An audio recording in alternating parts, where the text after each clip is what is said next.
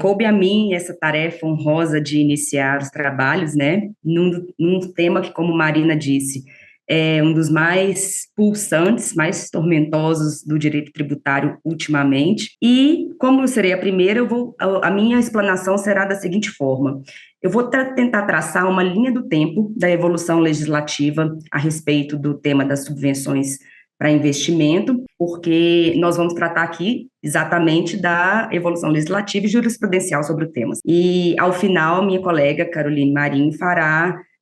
o voo sobre o itinerário jurisprudencial que esse tema tomou nos últimos anos. Muito bem, em matéria de subvenções para investimento, a legislação ela tem um traço, à medida que ela foi evoluindo, ela tem um traço comum em todos os diplomas legais relativos à matéria, que é a questão da destinação das subvenções para o estímulo à atividade econômica. De fato, essas subvenções concedidas como estímulo à implantação ou expansão de empreendimento econômico, elas são um mecanismo importante de desenvolvimento. E é exatamente por isso que a União sempre prestigiou esse tipo de subvenção, outorgando aí a possibilidade de exclusão delas da base de cálculo de tributos federais quando cumpridos determinados requisitos. Historicamente foi assim, a União sempre privilegiou esse tipo de subvenção para investimento, para estímulo à expansão e à implementação de empreendimentos econômicos. Lá atrás, por ocasião da implementação do Marco Legal das Sociedades Anônimas, foi editado o Decreto-Lei 1598, de 77, que previa a exclusão das subvenções para investimento e das doações feitas pelo poder público da composição do lucro real. Aqui tem uma sutileza. O legislador, àquela época, só condiciona as subvenções para investimento à demonstração da destinação, e nada diz a respeito das doações. Então, já é um indício de que a questão da destinação é algo importante. E com o tempo, essas subvenções passaram a se incorporar à rotina, à rotina empresarial, né? Passaram a fazer parte da rotina empresarial. E pensando nisso, é que foi necessário alterar a legislação tributária para se adequar a essa realidade que se impôs. Nesse contexto, é que lá em 2014 vai surgir a Lei 12.973, que tratou de excluir do cômputo do lucro real as subvenções para investimento concedidas como estímulo à implantação ou à expansão de empreendimento econômico. E, além disso, essa mesma lei promoveu alterações nas leis do PIS e da COFINS para também, com relação a essas contribuições, excluir as subvenções para investimento da sua base de cálculo. Em 2017, aí é que vem talvez a modificação mais substancial desse regime dessa época, que foi editada a Lei Complementar 160, editada com o objetivo explícito de fazer frente à guerra fiscal que estava sendo travada entre os estados, os entes subnacionais, e por meio dessa lei foram acrescentados os parágrafos 4º e 5º no artigo 30 da Lei 12.973. Aqui eu dou destaque ao parágrafo 4º, que ele fez exatamente a equiparação dos benefícios fiscais de ICMS à categoria das subvenções para investimento. A partir daí, o que se observou foi um aumento substancial na litigiosidade em torno desse tema, graças a interpretações ampliativas que foram dadas a esse parágrafo 4º, no sentido de que haveria uma equiparação automática e plena de todos os benefícios de ICMS concedidos pelos estados à subvenção para investimento. Só que essa não era, todavia, não era a ideia da União,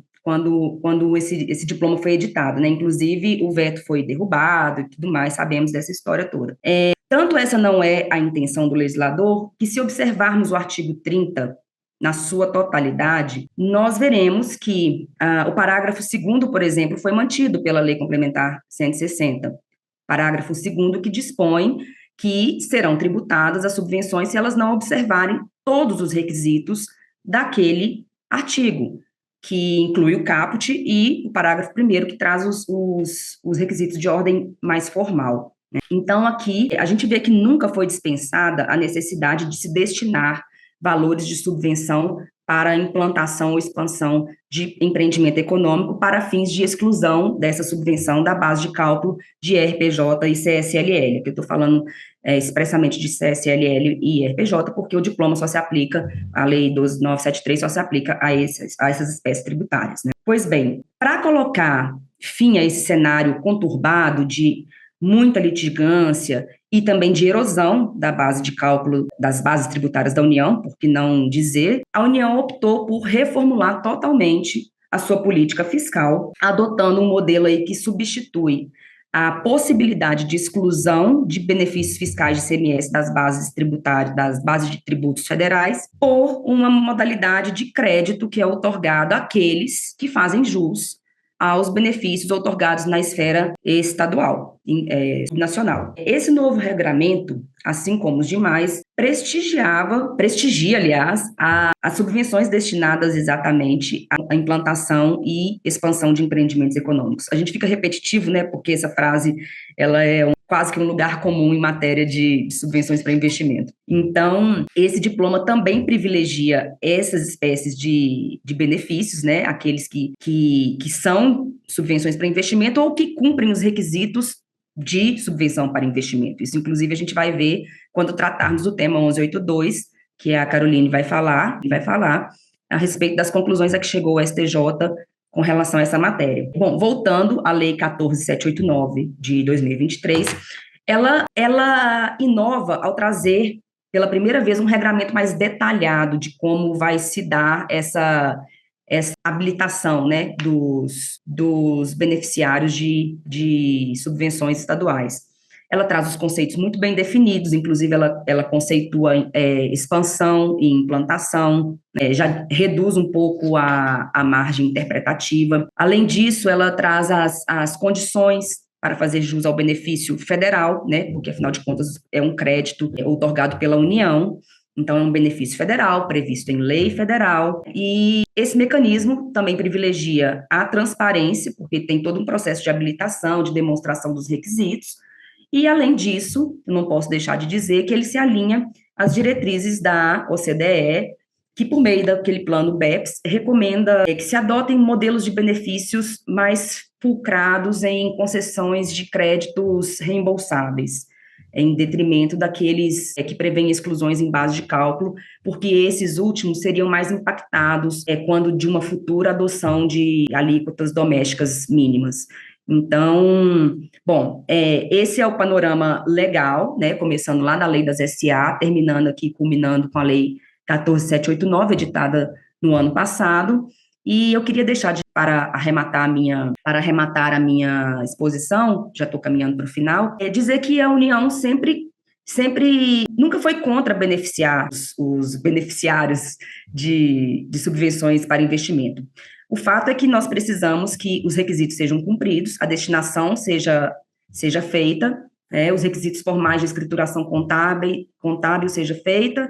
e que esse benefício venha previsto em lei federal. Afinal de contas, se prevalecer